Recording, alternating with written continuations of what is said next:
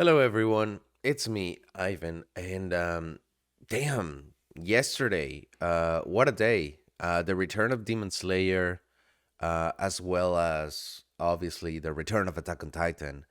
And this is not necessarily going to be a review on the episode of Attack on Titan, but it's going to be mostly kind of a rant, my thoughts on it, because I've avoided talking about Attack on Titan as a review for a while because until it's done, I want to I want to wait until it's done before I give my exact thoughts on it. Specifically for one reason, and let's begin this rant with this. Isayama, the author of Attack on Titan, when I read the manga, I noticed one thing that the manga was not clear on some stuff, and it had some issues in terms of pacing and conveying of thoughts. Not saying that it's inherently bad, but the thing is that this is Isayama's first manga. Now, I've I've read manga for the majority of my life, and I can say with confidence that this manga sometimes is not illustrated properly or explained properly. So it can be confusing, especially towards the end, because it's so heavy in terms of story and dialogue. Sometimes you could be like, wait, what happened? Like, where am I? So I know that the ending was a little bit controversial for a lot of Attack on Titan fans, and I think part of it is because it was not explained properly. So something that I noticed in the episode from yesterday and overall in the last season is that a lot of things that didn't necessarily make made sense pacing wise in the manga have been addressed in the anime properly to where they are very much explained, as well as um the order is a little different. I'm gonna go a little bit into spoilers right now, not super heavy, but just know that I'm gonna be touching some things that happen, like for example, uh not on this episode, but in the previous episodes, in the manga, you had the rumbling starting. The rumbling started, but then immediately after the rumbling starts, before the Titans actually begin to march, we have the flashback to Marley of what happened to Aaron, and then we come back to the rumbling, and it's like, wait, what happened? How did we get here? And it's just confusing a little bit. But in the anime, the rumbling starts, everything starts to happen, and until the very end of the season, we get the flashback to Marley. And it makes sense. It gives you better pacing and better understanding of, like, okay, you have time to digest what just happened, as opposed to being a sole flashback. It became a whole episode. So those are a little changes that happen that are very good. Now here on the episode from yesterday, which by the way I absolutely fucking loved. I cried my eyes out. We had a couple of changes from the manga, like for example, the relationship between Armin and Ani.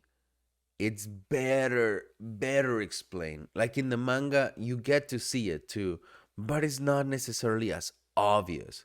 Like some people might say, "Oh, dude, I absolutely love the fact that in the manga was a little more subtle." Great, but here it's better explained where the relationship came from. Like astute readers would be able to decipher the relationship even from prior to this. But here's like the culmination of it. And I liked how there were more looks between those two that help the viewer understand where the relationship came from and why they feel the way they feel.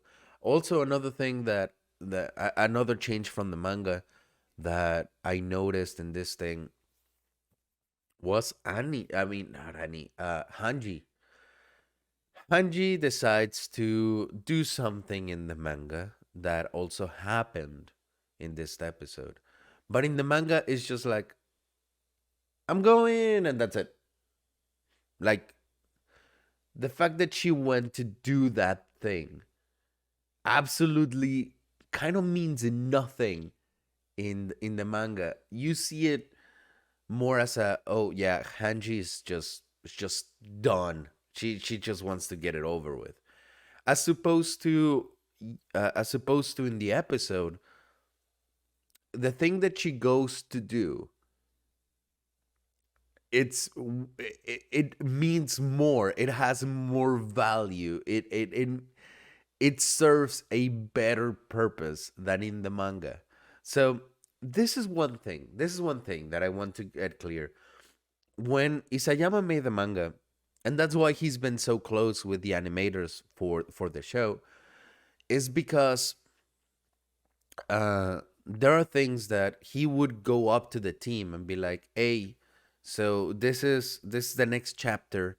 This is what my intention is. This is what I want to convey."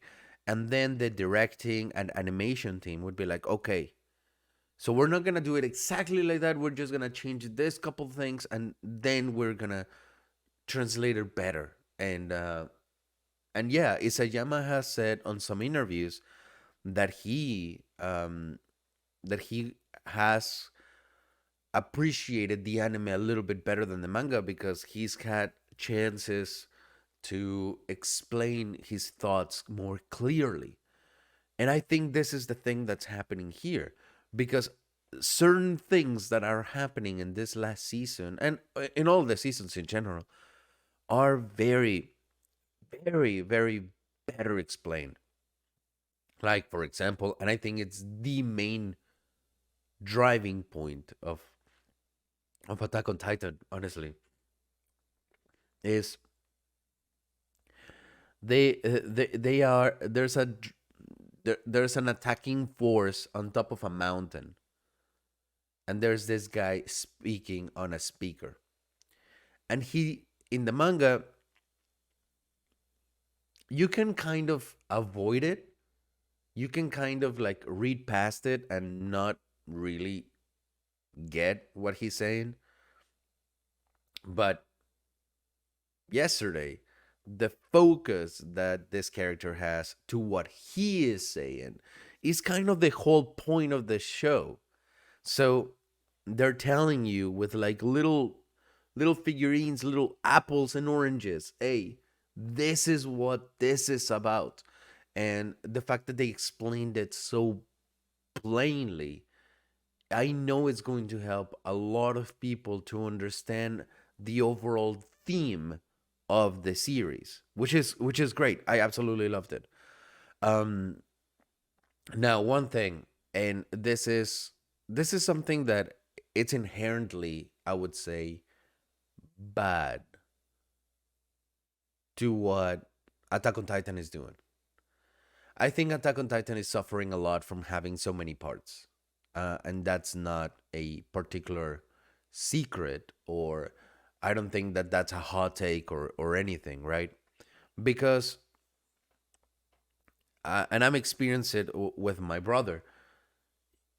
The fact that I wish they had just waited like 4 years and released everything, then release everything year by year. Like I still enjoy it and everything, but I know on some viewers it's going to be a hindrance because at the end of the day, you will forget some stuff. Like you will kind of know where you are on the story, but if you're not if you don't have your finger on the pulse on it, you're going to miss some key details.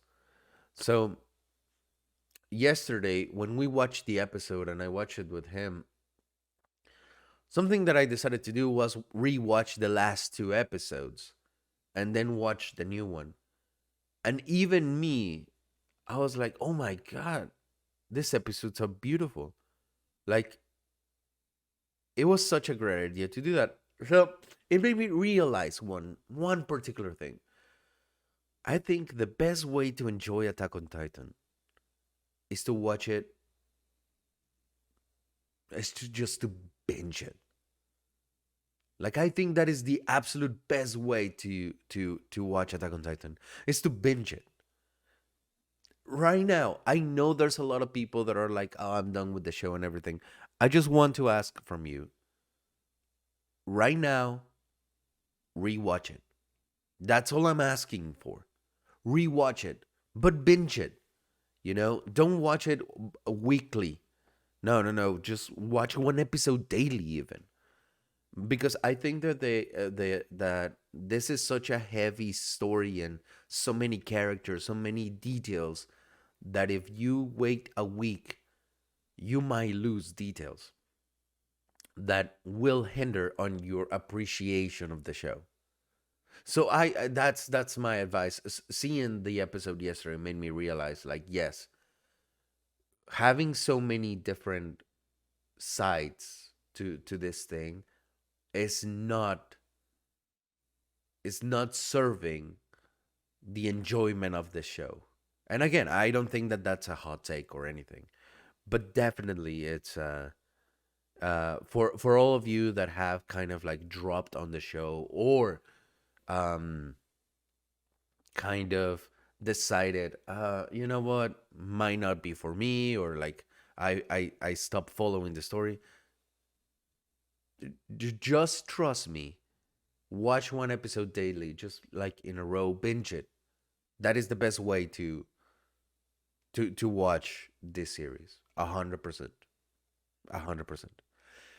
So, in terms of like my overall thoughts on the episode, and I know this is already a very long rant, but I'm trying not to go into so much spoilers and details, because I know a lot of people that watch this channel might not be necessarily caught up to what's going on, right? Um, is the fact that this show, the episode that premiered yesterday, I think can be considered as one of the best episodes in anime in a long time. Like, Attack on Titan has so many great, really fucking great episodes. Absolutely, absolutely great. That just leave you speechless. And the episode from yesterday had everything. Had action, great animation.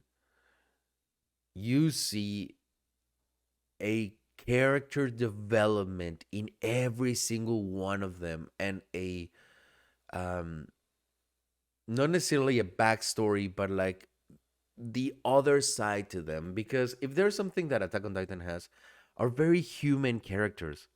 Like, you get to understand the characters because they're so human. What does that mean? It means that they are not just one dimensional. These characters have way, way more layers than that. And we start the episode with something that happened before the rumbling. It's like a little flashback with Eren. And you get to see Eren's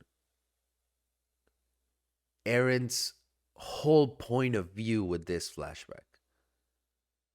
Like, what the rumbling means to him. And in this last season, we've got to see a very died, like a very out of it Eren, just cold, void of life, empty, soulless. And you can see now why. And if you put yourself in his situation, you'll be like, okay, so I'm going to do this, but and you get to see like what a heavy burden he has decided to put on his shoulders. So it is such a beautiful episode. The theme, the ending theme, Under the Tree, is also very, very well written by Zim. Now, granted, it's no rumbling. It's definitely not better than the rumbling, but it's very good. It's very, very, very, very, very good. So again, I didn't want to give like necessarily like a review on this, but I wanted to give my thoughts because I just needed to voice it, and I know there's gonna be more to talk about. But did you guys watch it? Are you caught up? Let me know in the comments down below, and I'll see you guys later. Bye.